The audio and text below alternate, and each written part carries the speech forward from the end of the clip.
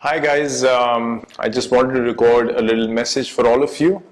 Firstly, beginning with the time that I turned vegetarian, I had a lot of people opposing what I wanted to do, what I decided to do, and a lot of people said, "Oh, you're not going to have enough energy, you're not going to have enough stamina, and you're going to struggle playing sport and all those kind of things."